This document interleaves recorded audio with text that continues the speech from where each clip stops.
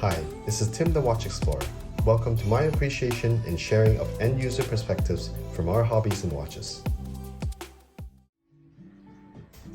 Probably the most iconic Rolex to both those who are familiar or unfamiliar with luxury watches.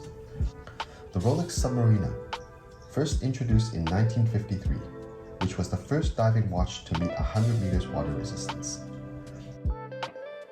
The watch features a rotating 60-minute timer bezel to help divers keep track of the time spent underwater. And this one, with a specific reference number 5513, was produced in 1985. While we take our journey into vintage Rolexes, I am far from knowledgeable in this vast realm, given that even the world of vintage submariners can be overwhelming at times.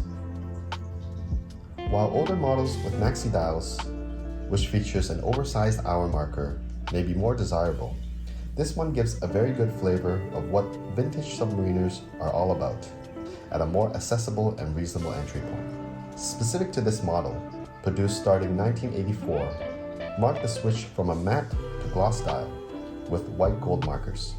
I am particularly fond of glossy dials, given the depth appeal and mesmerizing reflections given off at certain lighting angles. On specifications, this rather young vintage houses a 1520 automatic movement at 48 hours power reserve, at 40mm case size and 20mm strap width, and at 47.4 lug-to-lug width and 14.5mm thick, giving you 200 meters of water resistance when it was once new and also covered in acrylic crystal.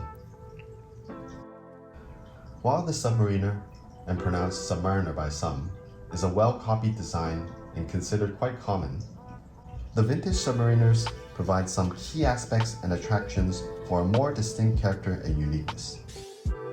These include, in addition to the glossy dial I mentioned earlier,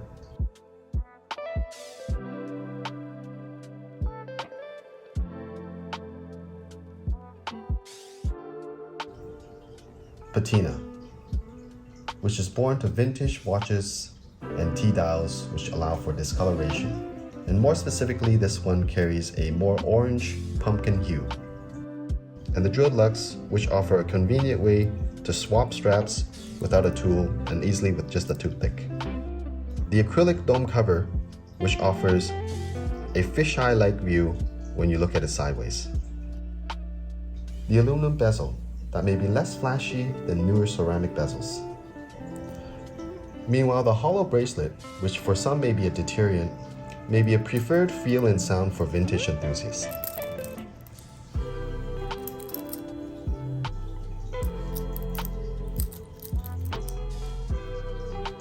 Given that specific aging and patina are distinct to the experience and unique conditions of the watch's lifespan, these vintage submariners are more personalized and less loud than the newer, heftier ceramic ones.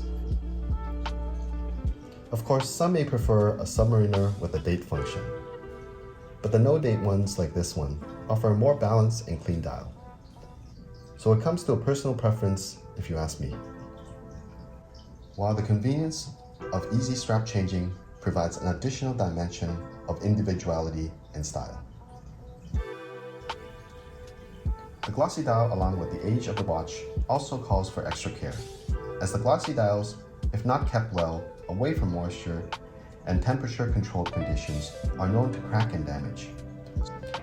So the biggest disadvantage of vintage watches is the extra care required to maintain and handle them. So what's your take on vintage watches and the vast spectrum of vintage submariners?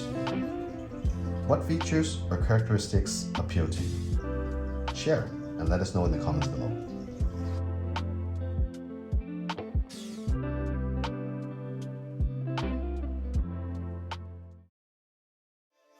That concludes this video, and as always, your comments and suggestions are welcome to help us improve in our learning process. And don't forget to click the like, subscribe, and notification bell to keep updated with our sharing. Thanks for watching, and remember to share with your fellow enthusiasts, as your support is our motivation.